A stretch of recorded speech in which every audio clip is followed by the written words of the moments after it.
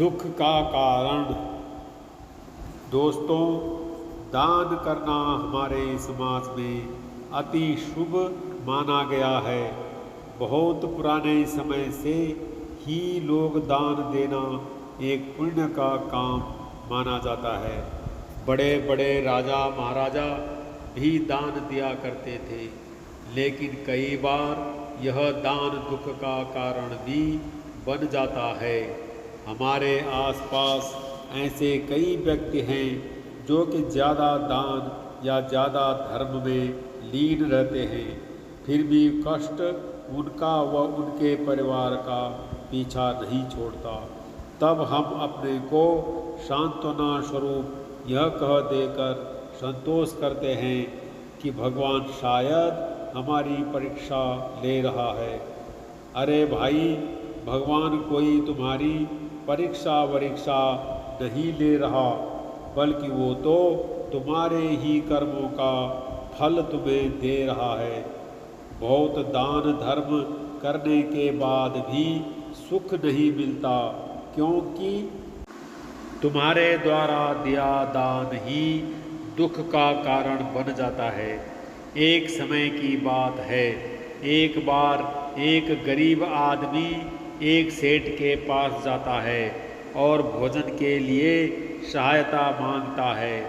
सेठ बहुत धर्मात्मा होता है, वो उसे पैसे देता है। पैसे लेकर व्यक्ति भोजन करता है और उसके पास कुछ पैसे बचते हैं, जिससे वो शराब पी लेता है। शराब पीकर घर जाता है और अपनी पत्नी को मारता है।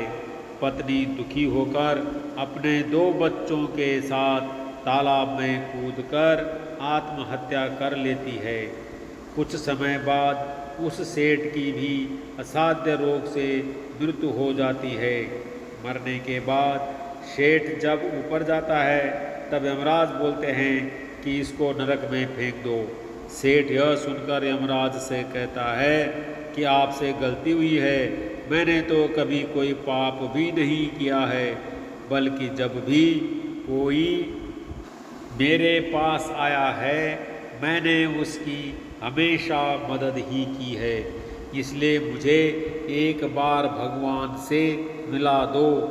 तब यमराज उसे बोलते हैं कि हमारे यहाँ तो गलती की कोई संभावना नहीं है, गलतियाँ तो तुम लोग ही करते हो।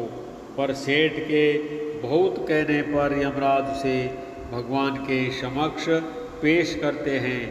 भगवान के सामने जाकर सेठ बोलता है, प्रभु, मैंने तो कोई पाप किया ही नहीं है, तो मुझे नरक क्यों दिया जा रहा है।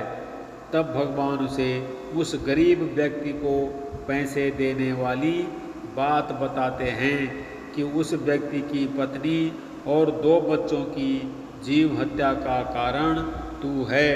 तूने उसे पैसे न देता तो वो शराब पीकर अपनी पत्नी को दुख नहीं देता। सेठ बोलता है, प्रभु, मैंने तो एक गरीब को दान दिया है और शास्त्रों में भी दान देने की बात लिखी है। तब भगवान ने कहा कि दान देने से पहले पात्र की योग्यता तो परखनी चाहिए कि वो दान लेने के योग्य है या नहीं, या उसे किस प्रकार के दान की ज़रूरत है। तुमने धन देकर उसकी मदद क्यों की? तुम उसको भोजन भी करा सकते थे। और रही बात उसकी दरिद्रता की, तो उसे देना होता तो मैं ही दे देता। वो जिस योग्य था उतना मैंने उसे दे दिया। जब मैंने ही उसकी अयोग्यता के कारण उससे सब कुछ नहीं दिया, तो तुम्हें उसे क्या ज़रूरत थी धन देने की? तुम उसे भोजन भी करवा सकते थे। और तुम्हारे दिए हुए धन दान के कारण 3 जीव हत्याएं हुई हैं, और इन हत्याओं के पाप का फल अब तुम्हें भुगतना पड़ेगा। मित्रों, इस कहानी से तात्पर्य यह है कि दान देने से पहले ये परख लें कि आप जो दान कर रहे हैं उसका उपयोग किसी पाप कर्म में तो नहीं हो रहा है।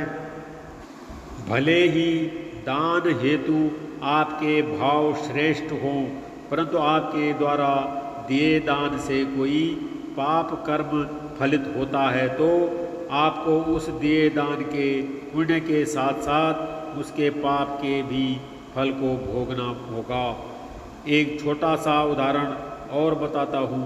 कन्यादान सभी दानों में श्रेष्ठ दान है और माता पिता अपनी सूझबूझ से एक योग्य वर को अपनी कन्यादान दे देते हैं, परंतु फिर भी माता पिता की सूझबूझ में चूक रह जाती है और विवाह बाद वर की अयोग्यता के कारण उस कन्या को दुख होता है और कन्या के उस दुख का दर्द जीवन भर माता पिता को भोगना पड़ता है। तो दुख क्यों आया? ज्ञान में कमी के कारण। जहाँ हमारी सूझबूझ कमज़ोर हुई, जहाँ हमारी परख कमज़ोर हुई, जहाँ हमारा अनुभव कमज़ोर हुआ, बस वहीं से दुख शुरू हो गया। तो जैसे गलत वर को किया गया कन्यादान का दुख माता पिता को भोगना पड़ता है, वैसे ही जीवन में किया गया एक छोटा सा गलत दान भी दुख का कारण बन सकता है। इसलिए दान किसको दे रहे हैं ये जरूर सोच लें।